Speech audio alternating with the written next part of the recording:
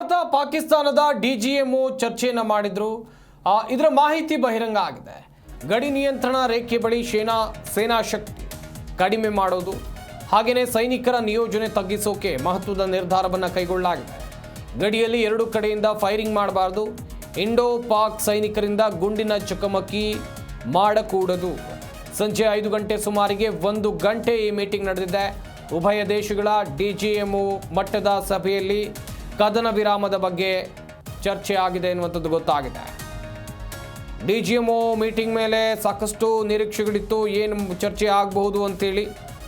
ಸದ್ಯ ಡಿಜಿಎಂಒಗಳ ಮೀಟಿಂಗ್ನಲ್ಲಿ ಒಂದಷ್ಟು ಪ್ರಮುಖ ವಿಚಾರಗಳ ಕುರಿತು ಚರ್ಚೆ ಆಗಿದೆ ಎನ್ನುವಂಥದ್ದು ಗೊತ್ತಾಗ್ತಾ ಇದೆ.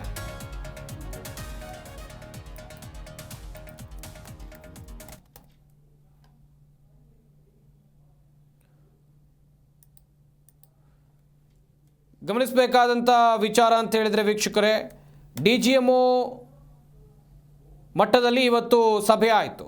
ಪಾಕಿಸ್ತಾನದ ಡಿಜಿಎಂಒ ಅಥವಾ ಭಾರತದ ಡಿಜಿಎಂಒ ಇಬ್ಬರು ಕೂಡ ಸಭೆಯನ್ನು ಮಾಡಿ 1 ಗಂಟೆಗಳ ಕಾಲ ಚರ್ಚೆಯನ್ನು ಮಾಡಿದ್ದಾರೆ. Director general of military operations ಇವರ ನಡುವೆ ನಡೆದಂಥ ಚರ್ಚೆ. ಇಲ್ಲಿ ಎರಡೂ ದೇಶಗಳು ಯಾವ ರೀತಿಯಾಗಿ ಗಡಿಯಲ್ಲಿ ಶಿಸ್ತು ಅಥವಾ ಶಾಂತಿಯನ್ನು ಕಾಪಾಡಿಕೊಳ್ಬೇಕು ಎನ್ನುವಂಥ ವಿಚಾರದ ಕುರಿತಂತೆ ಮಾತುಕತೆ ಆಗಿದೆ ಎನ್ನುವಂಥದ್ದು ಗೊತ್ತಾಗಿದೆ. ಸೇನಾ ಕಾರ್ಯಾಚರಣೆಗಳ ಮಹಾನಿರ್ದೇಶಕರ ಸಭೆ ಇದು. 1 ಗಂಟೆಗಳ ಕಾಲ ಈ ಸಭೆ ನಡೆದಿರುವಂಥದ್ದು. ಹಾಗೆಯೇ ಸೈನಿಕರ ನಿಯೋಜನೆಯನ್ನು ತಗ್ಗಿಸೋಕೆ ಮಹತ್ವದ ನಿರ್ಧಾರವನ್ನು ಕೈಗೊಳ್ಳಲಾಗಿದೆ. ಗಡಿಯಲ್ಲಿ ಎರಡೂ ಕಡೆಯಿಂದ ಫೈರಿಂಗನ್ನು ಮಾಡಬಾರ್ದು, ಇಂಡೋ ಪಾಕ್ ಸೈನಿಕರಿಂದ ಗುಂಡಿನ ಚಕಮಕಿ ಮಾಡಕೂಡ್ದು. ಸಂಜೆ 5 ಗಂಟೆ ಸುಮಾರಿಗೆ 1 ಗಂಟೆ ಈ ಮೀಟಿಂಗ್ ನಡೆದಿದೆ. ಉಭಯ ದೇಶಗಳ ಡಿಜಿಎಂಒ, ನಾನಾಗಲೇ ಹೇಳ್ತಾ ಇದ್ದೆ, ಉಭಯ ದೇಶಗಳ director general of military operation ಸೇನಾ ಕಾರ್ಯಾಚರಣೆಗಳ ಮಹಾನಿರ್ದೇಶಕರು ಈ ಸಭೆಯಲ್ಲಿ ಭಾಗಿಯಾಗಿದ್ದರು.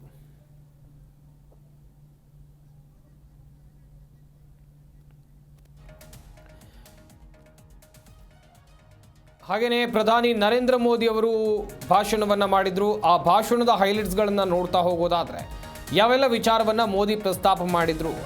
ಅಣ್ವಸ್ತ್ರ ಬೆದರಿಕೆಗೆ ನಾವು ಯಾವುದೇ ಕಾರಣಕ್ಕೂ ಜಗ್ಗೋದಿಲ್ಲ. ಹಾಗೆಯೇ ಅಣ್ವಸ್ತ್ರ ಬೆದರಿಕೆಗೆ ನಾವು ಜಗ್ಗೋದಿಲ್ಲ ಅಂಥೇಳಿ ಮೋದಿ ಹೇಳಿದ್ದಾರೆ. ಇನ್ನುಳಿದಂತೆ ಈಗ ಮಾತುಕತೆ ನಡೆದರೆ POK ವಿಷಯ ಪ್ರಸ್ತಾಪ ಆಗುತ್ತೆ. ಈಗ ಮಾತುಕತೆ ನಡೆದರೆ ಪಾಕ್ ಆಕ್ಯುಪೈಡ್ ಕಾಶ್ಮೀರ್, ಈ ಪಾಕಿಸ್ತಾನ ಆಕ್ರಮಣ ಮಾಡಿಕೊಂಡಿರುವಂಥ ಕಾಶ್ಮೀರದ ವಿಚಾರವೂ ಕೂಡ ಪ್ರಸ್ತಾಪ ಆಗುತ್ತೆ ಅಂತೇಳಿ ಮೋದಿ ಹೇಳಿದ್ದಾರೆ. ಕಾದು ನೋಡಬೇಕು. ಹಾಗೆಯೇ ದೇಶಿ ಶಸ್ತ್ರಗಳ ಶಕ್ತಿ ಇಡೀ ಜಗತ್ತಿಗೆ ಗೊತ್ತಾಗಿದೆ ಅಂತ ಮೋದಿ ಹೇಳಿದ್ದಾರೆ.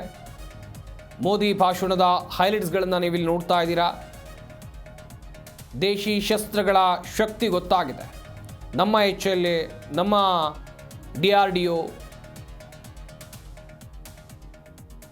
ತಯಾರು ಮಾಡಿದಂಥ ಸ್ವದೇಶಿ ಶಸ್ತ್ರಗಳು, ಆಕಾಶ್, ತೇಜಸ್, ಹಾಗೆಯೇ ರಷ್ಯಾ ಮತ್ತು ಭಾರತ ಜಂಟಿಯಾಗಿ ತಯಾರು ಮಾಡಿರುವಂಥ ಬ್ರಹ್ಮೋಸ್ ದೇಶಿ ಶಸ್ತ್ರಗಳಾಯಿತು.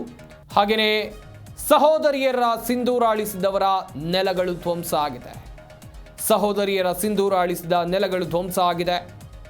ಇದು ಮೋದಿ ಆಪರೇಷನ್ ಸಿಂಧೂರದ ವಿಚಾರವಾಗಿ ಏನು ಮಾತನಾಡಿದ್ರು ನೋಡ್ತಾ ಇರಬಹುದು. ಪಾಕಿಸ್ತಾನ ಕದನ ವಿರಾಮ ಬೇಡಿಕೆ ಇಟ್ಟಿತ್ತು. ಇದು ಅಲ್ಪ ವಿರಾಮ, ನಾವು ವಿಶ್ರಮಿಸಲ್ಲ.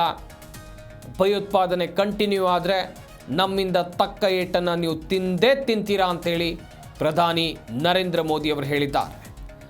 ಜಗತ್ತಿನೆಲ್ಲ ಭಯೋತ್ಪಾದನಾ ಚಟುವಟಿಕೆಗಳಿಗೆ ಹಾಗೆಯೇ ಪಾಕಿಸ್ತಾನಕ್ಕೂ ಲಿಂಕ್ ಇದೆ.